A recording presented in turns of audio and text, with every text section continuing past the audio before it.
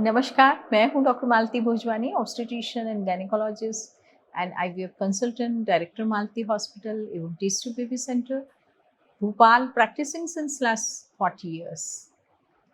अक्सर देखा गया है कि नॉर्मल डिलीवरी हो या सिजेरियन सेक्शन हो, कभी-कभी महिलाओं के दिमाग में ये आता है कि आप सेक्स लाइफ की शुरुआत कैसे करें? क्योंकि ये देखा गया है कि गर्भावस्था के दौरान गर्भ का आकार बहुत बढ़ गया है। डिलीवरी के बाद गर्भाशय अपनी पोजीशन या नॉर्मल साइज आने में उसको करीब-करीब 6 हफ्ते लग जाते हैं और डिलीवरी के बाद अक्सर 15 से 20 दिन तक ब्लीडिंग चलती है और उसके बाद भी येलो डिस्चार्ज, व्हाइट डिस्चार्ज चलता है। सिज़ेरियन के दौरान पेट में टाँके लगते हैं और उसकी हीलिंग में समय लगता है और सिमिलरली नॉर्मल डिलीवरी के दौरान मसल थोड़े ढीले हो जाते हैं और जो वजाइना में चीरा लगता है, उसके भी टाँके ठीक होने में समय लगता है। और अक्सर ये देखा गया है कि डिलीवरी के बाद महिला के हार्मोन्स करीब-करीब शून्य हो जाते हैं और उसके प्रोलैक्टिन लेवल्स की मात्रा बढ़ जाती है और वो अपने नवजात शिशु को स्तनपान करवाने में, उसकी देखभाल करने में उसकी काफ़ी ऊर्जा खप जाती है और उसकी रातों की नींद भी बिगड़ी हुई रहती है, जिसके कारण वो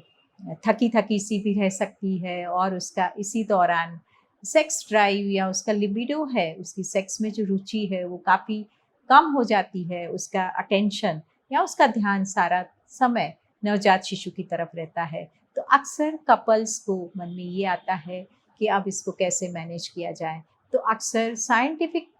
तथ्य ये है कि इस सब चीज़ों को नॉर्मल होने में कम से कम 6 हफ्ते का समय लग सकता है। इसी कारण डॉक्टर्स ये सलाह देते हैं कि 6 हफ्ते के बाद आपको अपनी सेक्स लाइफ की शुरुआत करनी चाहिए। लेकिन उसमें क्या सावधानियाँ लेनी है, आपको उसके बारे में कैसे सोचना है? सबसे पहले तो महिला को ये समझना है कि इसी दौरान उसके हार्मोन्स बहुत ही कम मात्रा में हैं और उसके वजाइना की जो लेयर है वो पतली हो चुकी है, उसके स्टिचेस हैं, उसकी हीलिंग हो रही है, तो उसे हमेशा ये डर लगता है कि इसमें तकलीफ हो सकती है या दर्द हो सकता है, पेन हो सकता है। यदि वो अपने आप को संपूर्ण तरीके से तैयार समझती है, तो उसे किस प्रिकॉशंस के साथ अपनी सेक्स लाइफ की शुरुआत करनी चाहिए और इसी दौरान पार्टनर को भी इस चीज़ का ध्यान रखना चाहिए कि यदि उसकी पत्नी का सहयोग है और वो मेंटली प्रिपेयर हो रही है और उसे इंस्पायर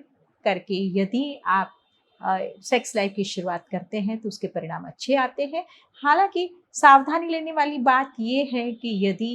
आपको लगता है कि आपको ड्राइनेस फ़ील हो रही है तो आप लुब्रिकेशन का यूज़ करें और साथ में यदि आपके संभोग के दौरान खूब सारा दर्द है या डिस्कम्फ़र्ट है तो आप पहले अपने डॉक्टर से सलाह ले लें और उसी दौरान आप रिलैक्स रहें और यदि फिर भी आपको लगता है कि आपको बहुत ही परेशानी है, तो आपको अपने डॉक्टर के पास जाना चाहिए, अपना चेकअप कराना चाहिए और फिर सेक्स लाइफ का शुरुआत करनी चाहिए। और इसी दौरान समझने वाली बात या याद रखने वाली बात ये है कि 1.5 महीने के बाद भी कभी-कभी ओव्यूलेशंस शुरू हो सकते हैं। इसी कारण आप अपने गर्भ निरोधक